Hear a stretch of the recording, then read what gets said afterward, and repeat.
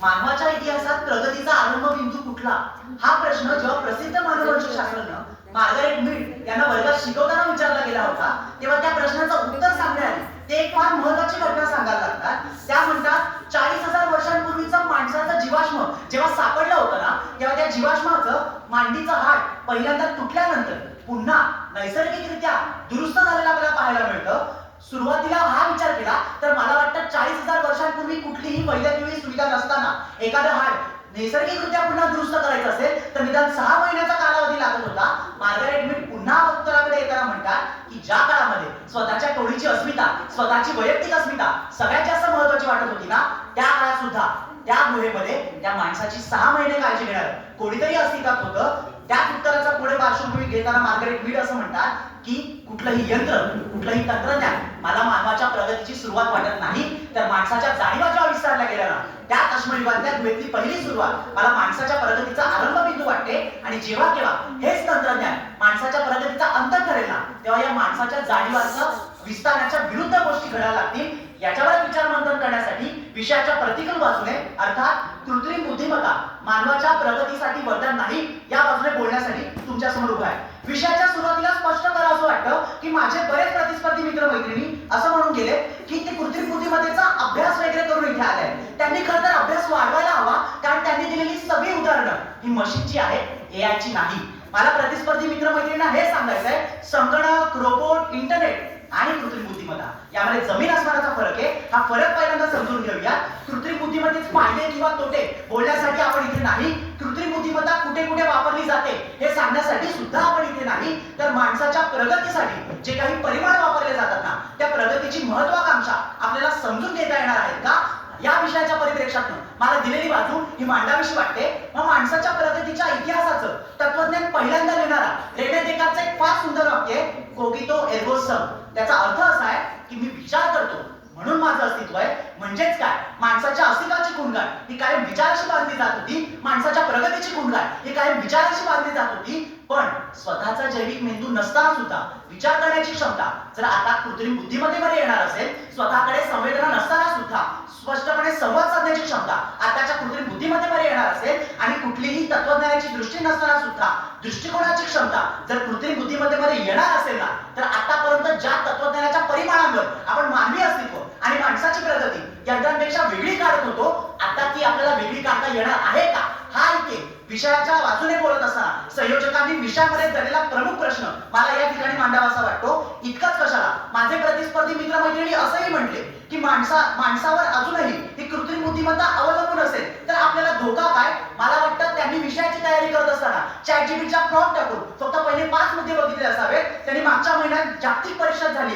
जी एआयवर झाली आहे त्याच्यामध्ये ऑक्सफर्ड विद्यापीठाचे फ्युचर आणि ह्युमॅनिस्टिक डिपार्टमेंटचे प्रमुख विक बॉशरम म्हणतात की एआय ही फक्त सुरुवात आहे. पुढच्या 10 वर्षांमध्ये एजीआय म्हणजे आर्टिफिशियल जनरल इंटेलिजन्स येऊ घातली आहे. याचाच अर्थ काय तर जगभरातली सगळी माहिती एकत्र करून सुपर इंटेलिजन्स ही नवीन संकल्पना इथे येणार आहे.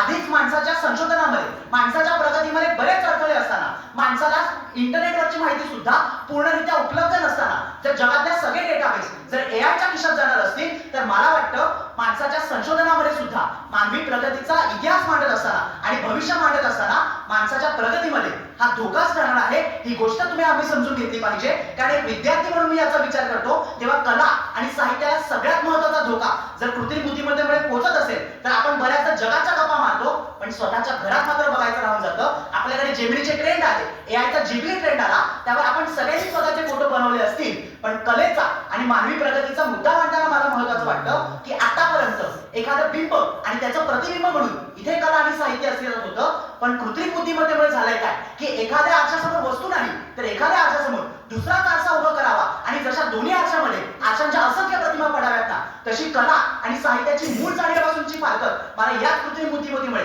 दिसत असेल तर बोरकरांच्या कवितेचं भान आणि विद्यांच्या कवितेची जाण आणि दुर्गाबाईंच्या टीकापुष्पांचं विवेचन जर इथली कृत्रिम बुद्धिमत्ता उष्ण घेणार असेल ना तर मला वाटतं साहित्य आणि टागोरांची पत्र आम्ही कधीच गहाण ठेवली आहेत हे आपल्याला लवकरात लवकर कळायला हवं. हे साहित्य गहाण ठेवल्यानंतर माझा प्रतिस्पर्धी मित्र इथे म्हणून गेला की तुम्हाला मृत व्यक्तींना काय वाटतं हे सुद्धा कृत्रिम बुद्धिमत्तेला विचारता येतं. मला वाटतं तो म्हटला बाबासाहेबांना काय वाटतं सांगतो, मला वाटतं बाबासाहेबांना काय वाटलं असेल हे AI ला विचारण्यापेक्षा जर बाबासाहेबांची पुस्तकं आपण वाचली ना तर आपल्या विद्यार्थ्यांचं अधिक भलं होऊ शकतं. कारण त्याच बाबासाहेबांनी द प्रॉब्लेम ऑफ रुपी लिहून इथल्या रिझर्व्ह बँकेची, इथल्या अर्थव्यवस्थेची पायाभरणी केली होती. अर्थशास्त्राचा एक विद्यार्थी म्हणून जेव्हा मी कृत्रिम बुद्धिमत्तेच्या रोजगाराच्या मुद्द्याकडे बघतो तेव्हा बऱ्याच जणांनी असा प्रश्न उपस्थित केला की संगणक आल्यानंतर सुद्धा रोजगार गेलेच होते की, पण ते पुन्हा रोजगार नवीन क्षेत्रात आले होते. मला त्यांना हे सांगायचंय, त्यांनी पहिल्यांदा व्यष्टी अर्थशास्त्र आणि समष्टी अर्थशास्त्र यामधला फरक समजून घ्यावा. कारण आताचा मुद्दा हा बाजारपेठेमधल्या रोजगार जाण्याचा नाहीये,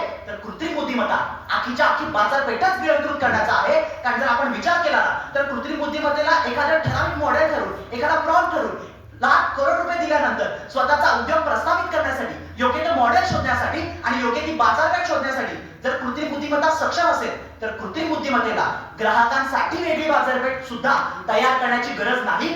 त्यामुळे कृत्रिम बुद्धिमत्ता इथल्या मानव जातीच्या आर्थिक प्रगतीसाठी सुद्धा वरदान नाही. या मुद्द्यावर मला ठाम मांडावं असं वाटतं. नववसाहतवादाचा विचार करत असताना सॅम ऑल्टमॅनची कोवर्ट कंपनी असू दे किंवा पॅलेस्टाईन थिअरची पॅलेट्री कंपनी असू दे, त्या सगळ्यांना ग्रीनलँड आता का हवा? कारण एआयच्या माध्यमातून डेटा सेंटर तिथे उभारून त्यांना नववसाहतवाद आणि साम्राज्यवाद इथे उभा करून नवीन युद्धाला जन्म घालायचा आहे. इथे युद्धांमध्ये अमेरिका आणि चीन सारख्या महासत्ता आधीच एआयचा मोठ्या प्रमाणावर वापर करताय. मला त्या सगळ्यांना फक्त एवढंच विचारायचंय की युद्धामध्ये आणि सैन्यामध्ये एआयचा मोठ्या प्रमाणावर वापर होणार असेल तर आताच मॅरिया माचोवला जागतिक शांततेचा नोबेलचा पुरस्कार मिळाला होता, तिला लपून तो नोबेल पुरस्कार घ्यायला लागतोय आणि आम्ही मात्र युद्धामध्ये एआय वापरण्याचं कौतुक जर अशा व्यासपीठावर मांडणार असू तर पहिल्यांदा मानवाच्या नैतिकता सुद्धा तुम्हा आम्हाला समजून घेता येणार आहेत का हा विचार आम्ही करायला हवा. आणि चाकू वगैरे काडीपेटी सारखी उदाहरणं आपण इथे का मांडतोय? साध्य आणि साधन यामध्ये फरक असतो, ही गोष्ट आम्ही समजून घेतली पाहिजे. ही गोष्ट जर समजून घेतली तर निसर्गाची कृत्रिम बुद्धिमत्तेच्या बाबत होणारी हानी आणि त्या प्राण्यांवर मेमरी इम्प्लांट करताना होणारे प्रयोग आपल्याला थांबवता येतील. आणि सुरुवातीला जसं मी म्हटलं तसं आपल्याला पहिल्यांदा संहिता स्थितीकरण करावं लागेल. युव्हाल नोआ हरारी म्हणतात त्याप्रमाणे कृत्रिम बुद्धिमत्ता हा मानवाचाच नाही तर मानव केंद्रित इतिहासाचा सुद्धा अंत असेल. आणि जेव्हा जेव्हा या पृथ्वीवर इतिहासाचा अंत झाला ना तेव्हा तेव्हा भविष्याच्या अंताची सुद्धा सुरुवात झाली आहे. ही गोष्ट आम्ही जर समजून घेतली तर मला वाटतं, बरेच जण म्हणतात की कावीळ झाले म्हणूनच सगळं पिवळं दिसतंय. मला वाटतं कावीळ वगैरे काहीही झाले नाहीये. आपण विरोधी भूमिका घ्यायला तयार का नाही आहोत? आगरकरांनी 100 वर्ष आधी लिहिलेलं, भारतीयांना लिहिलेलं पत्र आपण पुन्हा वाचूया आणि टीका करण्यासाठी, भूमिका घेण्यासाठी आपण अजिबात घाबरलं नाही पाहिजे. जर ते घाबरत राहिलो तर ही कृत्रिम बुद्धिमत्ता उद्या आपली जागा घेईल, ती घेऊ नये यासाठी माझ्या बाजूला ठाम राहतो. आणि शेवटी फक्त इतकंच, दस्तक तो दस्तक है, कभी ना कभी हमारे दरवाजे पर भी पड़ेगी, तब तक के लिए अंधेरा मुबारक हो. धन्यवाद.